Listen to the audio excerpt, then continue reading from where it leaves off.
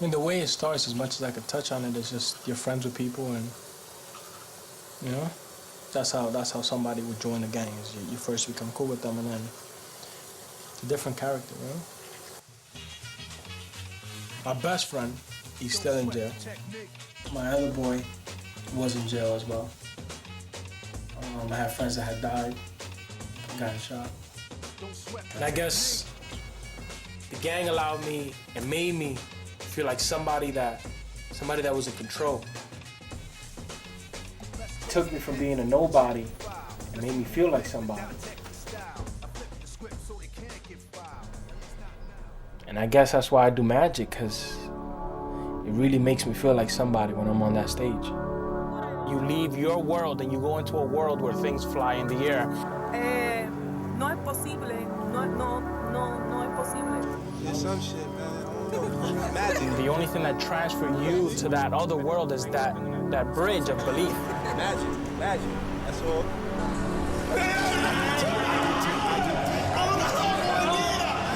Into this thing.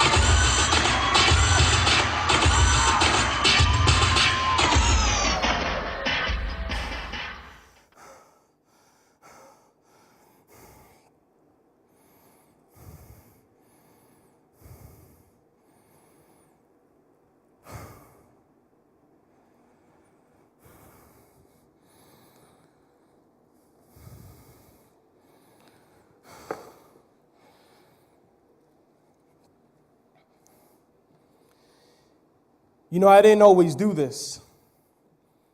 Being on stage, putting on a performance, acting like I'm some brave person. So today I break back that curtain on my grand illusion as I take you inside the mind of an 8-year-old kid raised in his grandmother's Brooklyn basement by a single father working extra hours to keep up with payments, trying to raise him.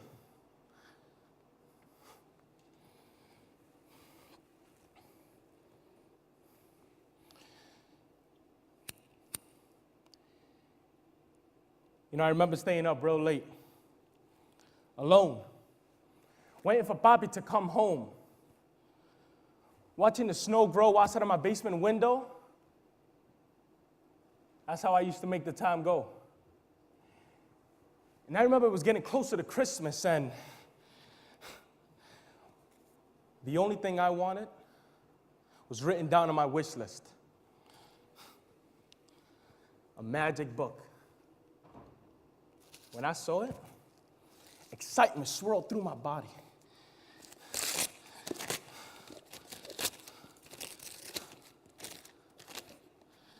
And believe it or not, it ignited a fire inside of me. And I started to improvise with whatever I could find. I started practicing, imagining what would it feel like to be performing in front of thousands of people, screaming my name, having my face show up all over the place. TV, magazines, even newspaper articles.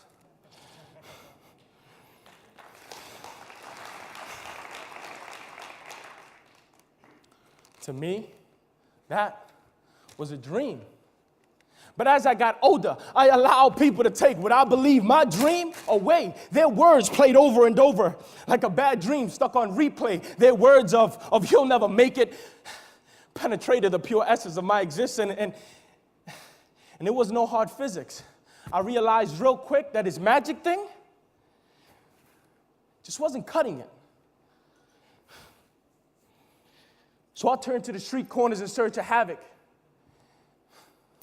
And in search of a family, I joined a gang. And I lived their reality. A reality I know too well. Like 40 stitches on my head. 3 friends dead.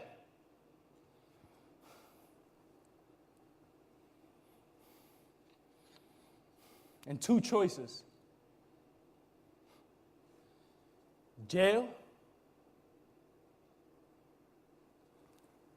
or death.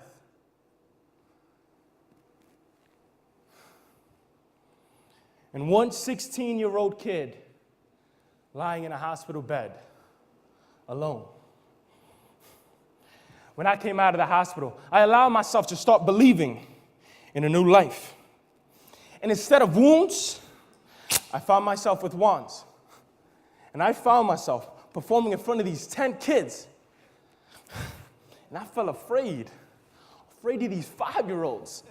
While several months back, I was fighting 39-year-olds.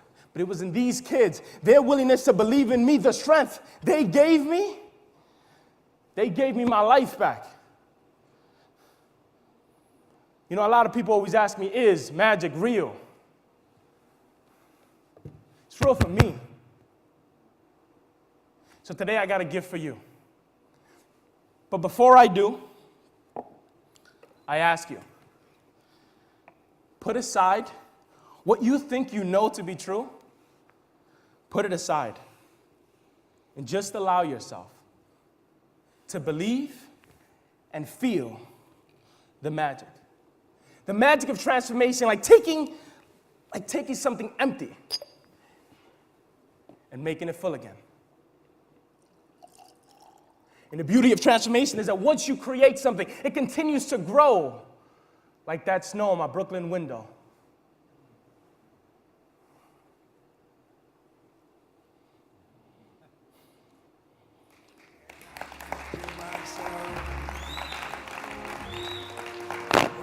And I found that you can take just a little bit of that magic, and that dream, and you can spread that. And you can spread that through the world.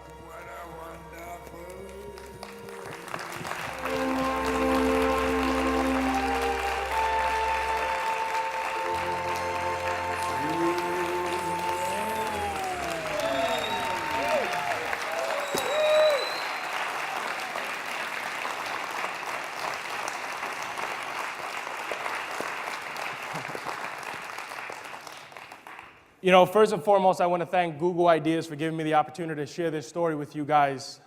It means a lot to me. But beyond that, I want to share something else with you. First and foremost, what you just saw in the story you just saw, of course, it's all real. And the advice that I give today, I follow by. I try to do my best to share the magic. And I don't mean magic literally, but I mean the magic of sharing the possibility to take your reality and create it, you know. Sometimes we find ourselves in what you think what you think is reality, but I believe you can break that up here. 'Cause that's what I do with magic. When I was able to tell my story on stage and see how people reacted, I thought others could do the same. So I joined an organization called Magicians Without Borders, sort of like Doctors Without Borders, but Magicians Without Borders, what we do is we go to places, some of the worst places, El Salvador, you know, and I mean not worse. It's a great place, but some of the most dangerous places, slums of Mumbai.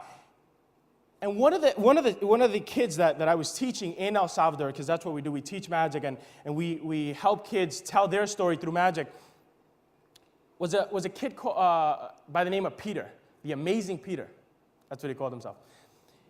And And Peter just, when I first saw him, I thought El Salvador couldn't have been that bad. I mean, he was wearing like a tux or something, and he takes me to his house, and I don't remember seeing the floor. I mean, there was dirt, and metal sheets on his house. And I found that was magical. The fact that he was able to dress up this character and live this character, like he had it all. And I found that he did have it all. Peter and I, since then, have become very good friends on a relationship of teacher and student, but we're almost the same age. He's like a brother to me. And I would like you guys to meet him today. Ladies and gentlemen, I'm going to introduce you guys to the amazing Peter.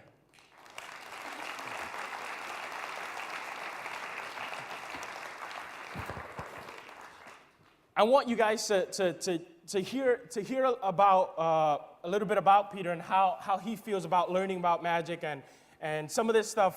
For the first time, I'm going to be hearing it. I get to see Peter sometimes because it's really difficult for me to go down to El Salvador, but I see him maybe twice a year. I try to fly out there and work with Peter. So Peter, tell us a little bit about yourself and just sort of where you come from. I'm going to be also translating for Peter.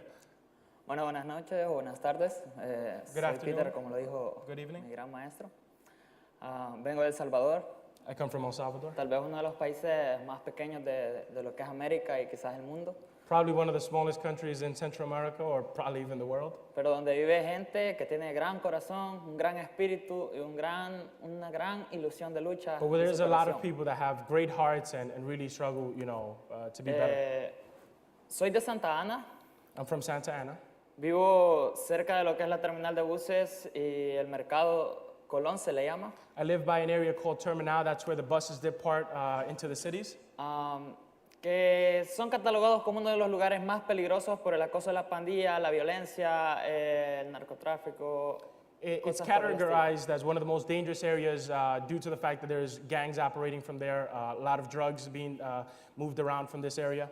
En donde el simple hecho de pasar un día es una victoria completa. And just the fact to go through one day it's actually just it's something, a struggle just to go through that and a grand victory to just finish one day. Pero por ser seres luchadores, siempre logramos salir avantes cada día. But of course we're fighters, so every day we go through it. Y de ahí vengo yo. And that's where I'm from. Peter, what would you say, because there's so many gangs around your neighborhood, what would you say has been the difference and what made the difference in your life to not be part of the gangs and doing some of the stuff that maybe your friends are doing? Bueno, yo siento que la diferencia conmigo es que I feel the difference is tuve oportunidades y I las had supe aprovechar. opportunities and I knew how to take advantage of them. Creo que eso es lo más importante. A mis 12 años tuve la oportunidad de ingresar a un programa At 12 years old, I got the ability to go into a magic program, enfocado a chicos de mi comunidad. which was specifically focused for the kids in my area. Su nombre es Ángeles Descalzos The group that he was part of is called Barefoot Angels. y este es un programa que trabaja en pro y en lucha contra el trabajo infantil. And it works with kids, pro, getting them, through school and getting them out of the streets. Gracias a esa oportunidad me surgió otra oportunidad de entrar a lo que era el grupo de Magos Sin Fronteras. Once I was able to get into that organization, I was able to then get into the magic program. Y desde ahí ya son 7 y voy para 8 años de estar en este mundo de la magia.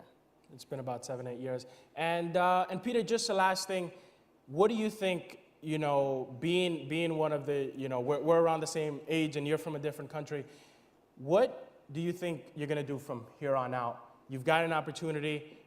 It's a lot of what we've been talking about, in this summit about giving kids opportunities or making opportunities available. What do you think you're going to do with it now that you've saved your life? What are you going to do in the future? Bueno, lo que yo pienso y lo que yo más quiero quizás What I would really want es seguir multiplicando esto. is continue duplicating this. Yo tuve una oportunidad y yo sé que muchos más pueden aprovechar oportunidades como las que yo tuve.